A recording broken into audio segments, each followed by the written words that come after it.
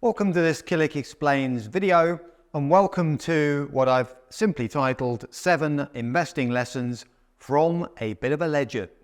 And that legend is a chap called Charlie Munger. Some people watching this video may have heard of him. If you haven't, well worth looking up. So, Charlie Munger sadly passed away last November. And if you're wondering who he was Warren Buffett. That's the chairman of Berkshire Hathaway's long-standing investing partner for over 40 years. And basically, he was a man blessed with huge insight. He was blessed with a great sense of humor, and he was blessed with the ability to grow wealth quite spectacularly. So if we were to look at Berkshire Hathaway's net income, and he and Buffett basically ran the show for decades. In 1978, it was $36 million US. By 2023, that had risen to more like $36 billion US. Quite a track record in short. Now, come to his lessons in a moment. I'm going to shortcut a huge amount of material like I always do. But what was his approach, which is going to generate these lessons, if you like? He was an out-and-out, independent thinking, maverick contrarian. He was somebody who was prepared to do hours and hours and hours of research in order to be able to reach his own conclusions. He was somebody with, by the end, decades of experience. And with those three things, we can basically say, well, what lessons could we potentially draw as an investor from a man who devoted his life to trying to find an investing edge with a degree of success, most people would agree. So, number one, understand incentives. Basically, this is in context all about understanding what motivates management, asking the question, are management aligned with you as an investor? And if not, why not? Now, basically, there'll be quotes appearing next to me that I won't regurgitate on every one of these lessons, but I'll give you a tangible example. There are many.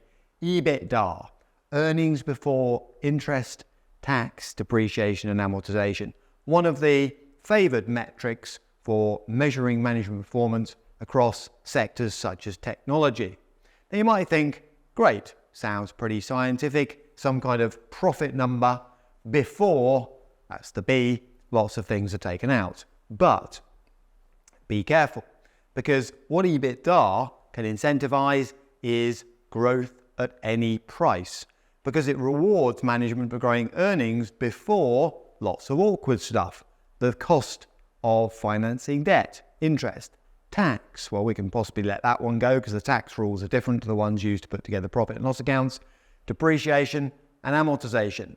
In short, capital costs. So it allows management to basically build a reward system that rewards them for ignoring the cost of expanding the company quickly and financing it all with debt.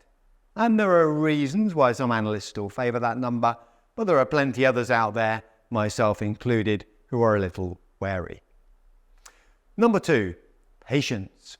Now, if you look at Charlie Munger's track record, you will see how compounding actually works. He's a big believer in the power of compounding. But the point is it takes time and it compounds itself.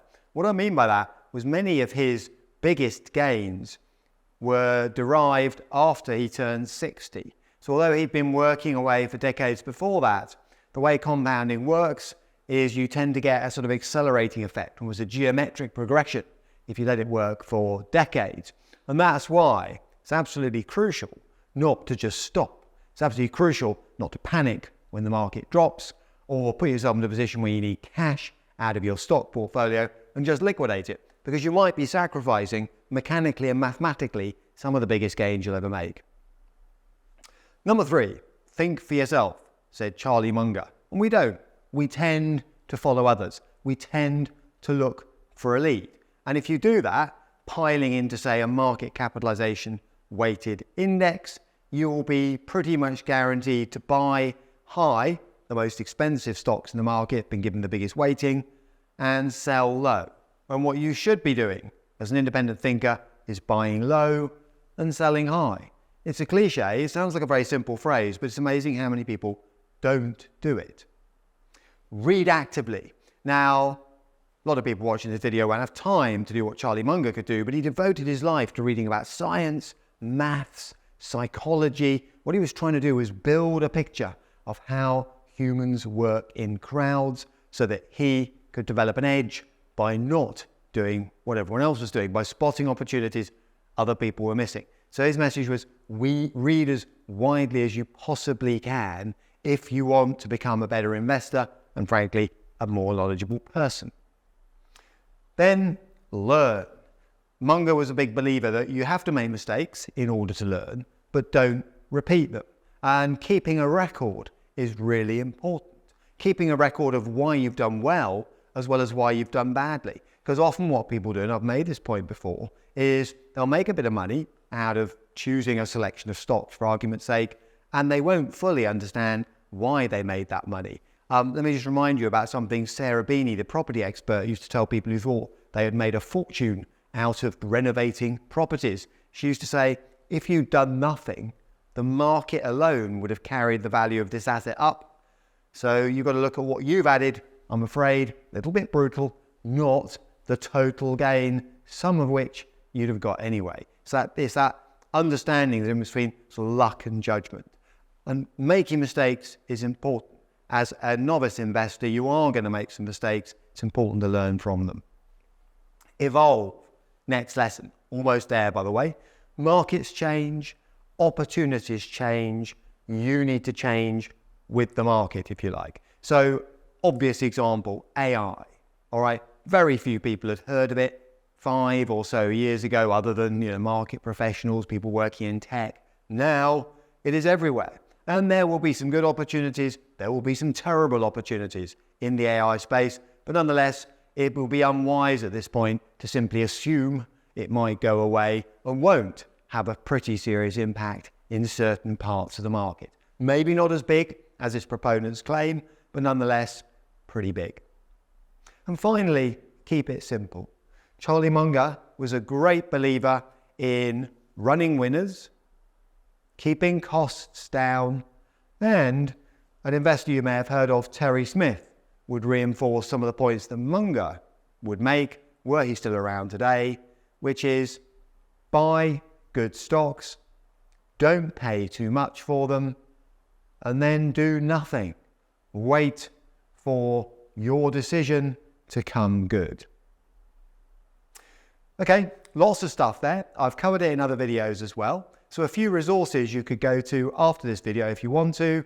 There is killick.com/resources. There you will find other videos.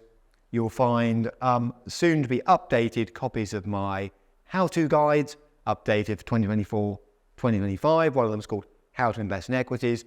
And in the latest issue of Confidant, that is spring 2024, there is a whole article on Charlie Munger and his investing strengths and lessons.